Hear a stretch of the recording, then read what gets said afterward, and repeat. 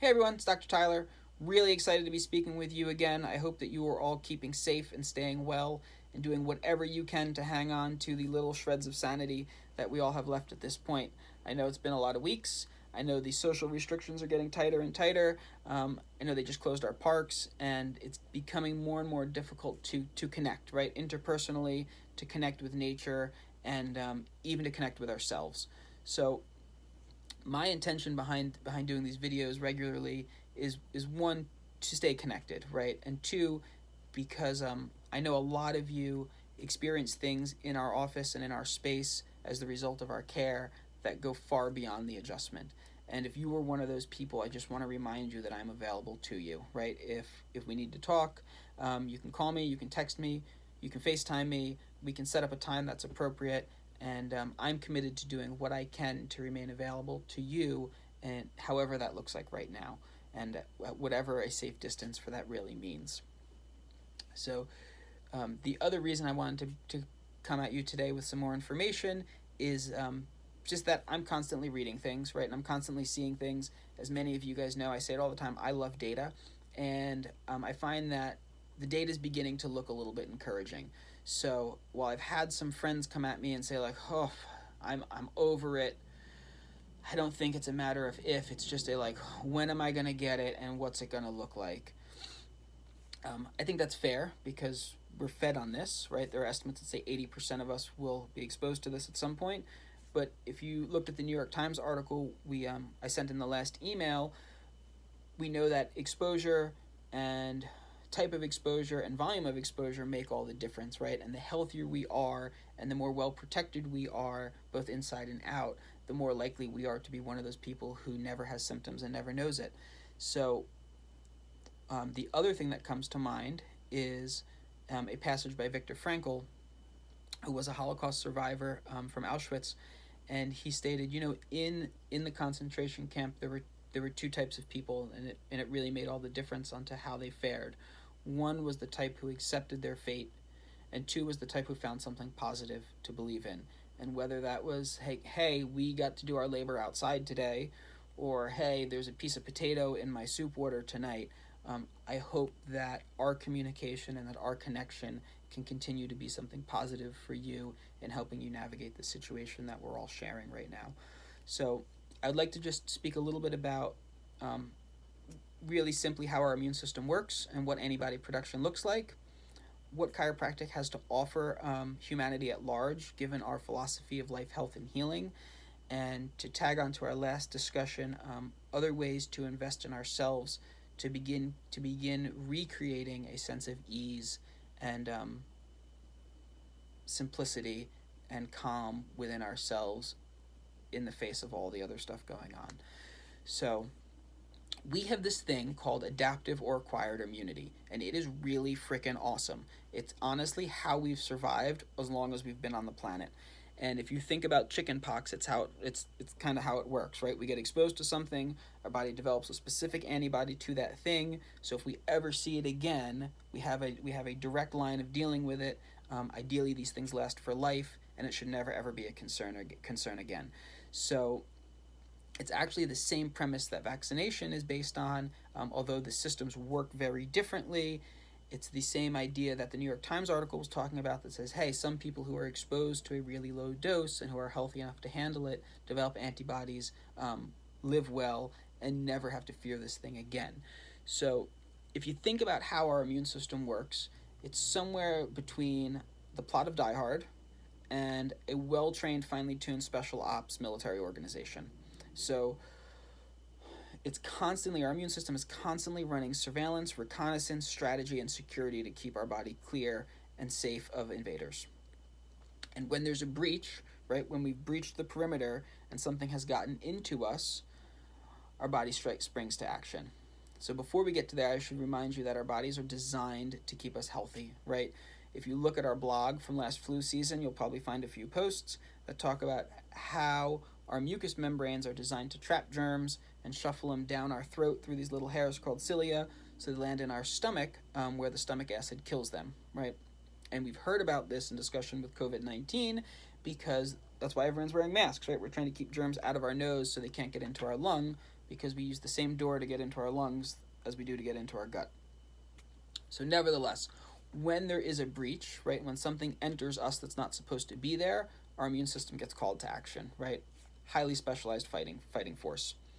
And the first thing it does is lob a bomb of antibodies into the bloodstream, right? So with our bomb of antibodies, we have to think about a janitor who's got a huge ring of keys. And what it's trying to do is carry out that plot of Die Hard, right? We have a virus, right? And it's that spiky ball thing that we've all seen, which is trying to attach to a cell so it can insert its material into that cell. So when the cell dies, like every cell in the body dies, the other viruses are released like a Trojan horse.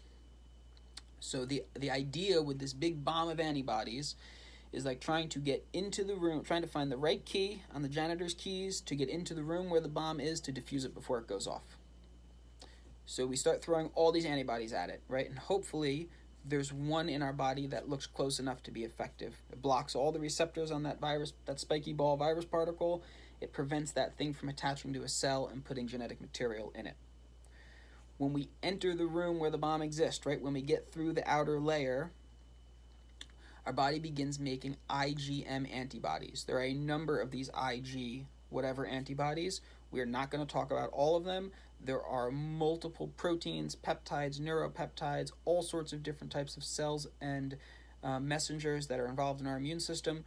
We are not getting into it. To be honest, I'd really rather not. But when we find a key that fits, we stick a GPS tag on it, and we go, hey, body, this one worked. Kick it into hyperdrive, and we start making more and more of those antibodies to try and cover any more particles of virus that might be in the body, right? If we inhaled one particle, we probably inhaled more than one. And when we find a way to pick the lock and get in, our body can decode the information and begin making specific antibodies for that pathogen, right? We call these IgG antibodies. And those are like our snipers and our assassins because they're specific to this thing. And anytime the alarm in our nose or our mouth or our throat gets triggered and goes, hey, one of these things is here, our body's going to go, I got it. We're going to release the core and we're going to knock it out before it has the chance to replicate and release more of itself in us. So the number that no one's talking about is recovered cases. And this comes into antibody testing. Right now that we've talked about what antibodies are, we can talk about antibody testing. And there are some schools of thought that say, like, the way out of this is safely through it, right? The more people that develop immunity, the better we are because they don't have to be locked in their house. They don't have to be taking personal protective equipment away from healthcare. And they certainly can be back out in the workforce without posing a huge risk to themselves or anyone else who has antibodies. So I'm going to include a UPMC article with this, right? I believe it's University of Pittsburgh Medical Center that talks about developing antibody testing for this and how we can look at IgM and see if people have been exposed, right? See if any of those people have been that 25% with no symptoms or that person who thought they had a really bad cough in December. But we can also test for IgG antibodies and see who has an acquired immunity, right? Because if two people are working at the same desk and they're both immune to this thing, they don't have to worry about passing it back and forth, right? And it's a great way to safely get the economy back moving without putting people at risk and without putting an additional strain on the healthcare community because they are sacrificing so much to keep us safe. This is also where the idea of herd immunity comes from, right? If 80% of the population is immune to something, there is a low likelihood that there's a host to pass this from one person to another. So there's some interesting data coming out of Europe in that regard too. I think Sweden has a more herd immunity approach to this thing. We will see how it works out. But it's the same type of idea as I mentioned earlier behind the idea of vaccination, right? And that we can, one, make sure most people are covered. And it does work a little bit differently. But two, we can keep our proverbial immune blade sharp through re-exposure. So in the natural sense, it's through contact. In the vaccine-induced immunity sense, it's through boosters, right? Same theory, same immune system. So the beauty of chiropractic is not that we can treat any of these things, right? The beauty of chiropractic is that we have something to offer that others don't, right? One, I'm the first to tell you how freaking awesome your body is. That if that last 10 minutes or so about their immune system didn't get it across, ask me, I'll fire something else at you. But two, we know healing is possible, right? We know we are in a constant state of turnover. We turn over 50 million cells a minute. And as many of you have experienced yourself, and as I see on a day in and day out basis, healing happens, and it happens in real time. So what most people don't know is that we choose to focus on what's right in us, not what's wrong with us. And we happen to have about 6 feet, and that's a measurement that everyone's really familiar with right now, 6 feet of genetic information stored in one egg living in an ovary of a woman, right? Before the egg meets the sperm, there is 6 feet of DNA in that ovum, right? Whether it's put there by God or by the universe or by sheer coincidence, the chiropractic objective has always been to honor that and to make sure that that genetic material, the book, gets opened up, gets read, and the house around it gets built as appropriately as possible so it can withstand all the coming storms that are going to come at it, right? And here we are. So it's the same reason we take care of mothers through pregnancy. We have one opportunity to grow from a baby to a child, from a child into a kid, and a kid into adult. We might as well do it with as little interference as possible. So as far as I'm concerned, we're no more back doctors than brain surgeons are headache doctors, right? Just because we work with the spine doesn't mean that our benefit is limited to complaints of the spine. I kind of think of us as communication specialists because at the end of the day, our spine is a pipeline for the flow of the information that's responsible for how we experience life and how we coordinate our responses to it. And by keeping people clear and connected to themselves, we also keep them connected to their source of light and life within them, right? And we know that when damage to the nervous system happens, function in the body changes, right? People who are paralyzed, whose nerves no longer communicate information, no longer experience function. We know that in a case like MS, where someone experiences varied communication through their nerves, they have varied body function, right? And that can be affected by a whole number of things. Heat, for example, comes to mind. And for individuals like that, depending on how well their nerves are communicating, determines what exactly they can get done or not. So, in my opinion, when we clear the spine, right, we allow the body to begin to work with a greater source of the essence that it means to be alive, right? To the flow of life, light, energy, and enhance the capacity for health and healing within the body. And that's really why we do what we do. So this philosophy is not just different in how we state it, but it's different in how we look at health, right? And we can look at health reactively, right, which is kind of how our healthcare systems functions, right? We define health as the treatment and management of illness, disease, and symptoms, which doesn't do a whole lot to make people healthy, right? We have a sick care system, which is working its tail off to take care of sick people right now, but our healthcare system lacks a little bit. And what that means is that in addition to being reactive when stuff happens, we can be proactive to limit the chance that it's going to, right? And that's what we talked about last time. How can we invest in our health and well-being to enhance our expression of health and our capacity for healing? And it's a really convenient discussion to be having now because we've seen that when our conventional routes of healthcare become overwhelmed, everything shuts down, right? And we know, like we said this last time too, we know that we live in a world that is inundated with chronic stress, right? We live with the effects of chronic stress, and it's been epidemic far longer than this virus has been. So we've built up this whole system to moderate the tail end effects of chronic stress. And if we don't want the whole system to shut down every time a new big stress poses itself, we've got to start doing something different. And that's what chiropractic can offer, right? It's a different avenue to supporting our pursuits of better health. And the adjustment's a big one, right? If we know stress is chronic, personally we feel that chiropractic care should be consistent, because just like going to the gym or going on a diet or doing anything else, consistency is key. But we also recognize that chronic stress puts us in a fight or flight state, right? Because of our sympathetic nervous system, which we also talked about last time. And what most of us don't realize is we get put in that state at work or at home or in some sort of closed space. And if you think about how that system's designed to operate, right, to prepare us to get away from a bear, it doesn't work well when we're sitting behind a computer, because now we're getting all ramped up and aware and fidgety and we're stuck in one place. So it creates dis-ease in the system. And I'm not talking about disease, right? This isn't an illness that we can treat or fix. It's a lack of ease in the system. So chiropractically, we've always called this dis-ease, right? A lack of ease in the system. And it's a symptom of imbalance. And what do we do to moderate that imbalance? Most of us try to get numb, right? We go recreate on the weekends. We go home and drink. We take something to detach. We get numb with technology or television. And even if we do get our brains quiet, right, the proverbial monkey mind quiet, then we get inspired and it jolts us back out into it, right?